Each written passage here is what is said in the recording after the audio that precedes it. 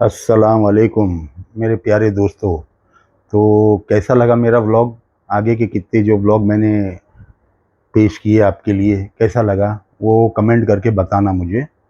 आज मैं आपको एक और अपने प्यारे नबी अकरम सल्लल्लाहु अलैहि वसल्लम का प्यारा सा हदीस पेश करता हूँ।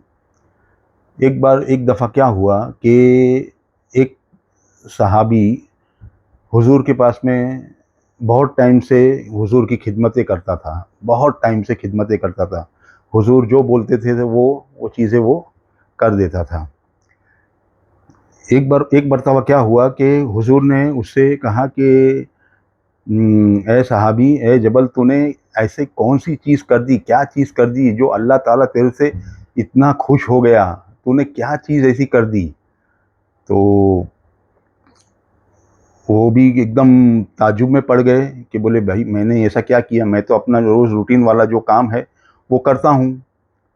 बोले हाँ हुजूर, मैंने सब तो काम अपने बराबर किए, लेकिन एक जो काम है वो थोड़ा सा अलग है, वो मैं आपको बताता हूँ। एक बार क्या हो गया कि मेरे पास में ऊँट थे, तो मेरे ऊँट है ना किधर दूर चरने को चले गए।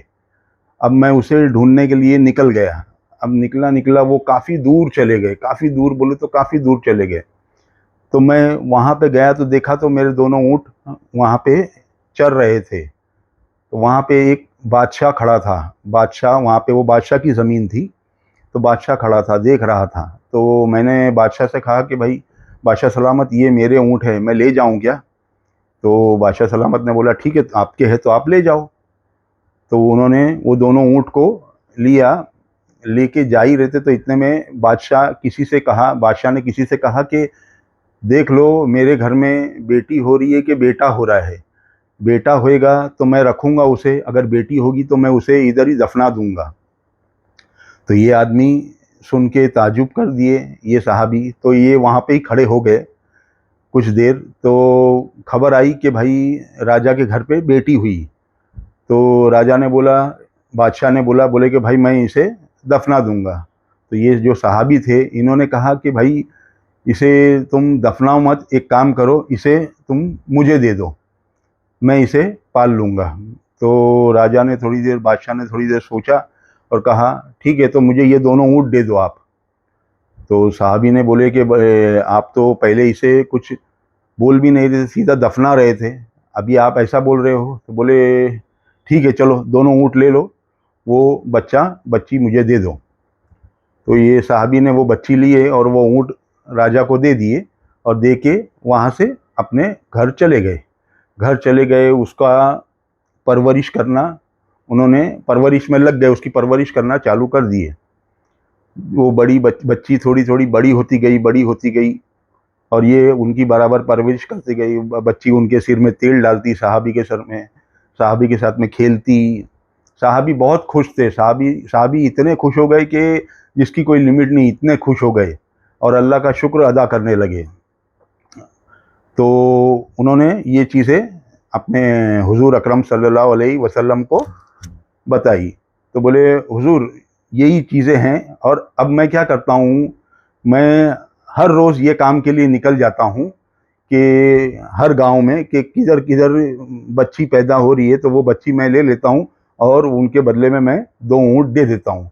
तो ऐसा करते करते अल्लाह पाक के करम से मेरे पास में आज 300 बच्चियाँ हो गई है। मैं 300 बच्चियों का बाप बन गया हूँ, 300 बच्चियों का बाप बन गया हूँ।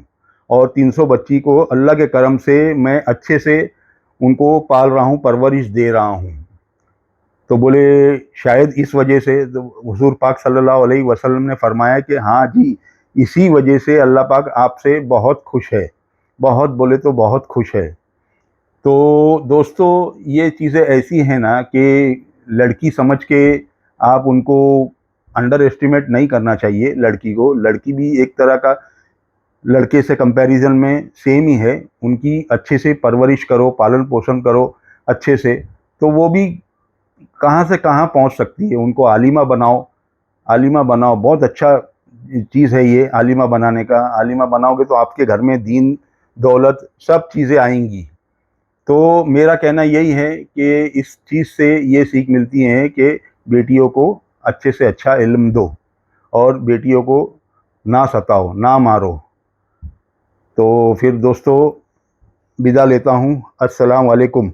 अगर तुमको चैनल सब्सक्राइब करना है, चैनल अच्छा लगे, मेरा वीडियो अच्छा लगे, मेरा हदीस अच्छा लगे, तो आप चैनल सब्सक्राइब करो, लाइक करो, कमेंट करो।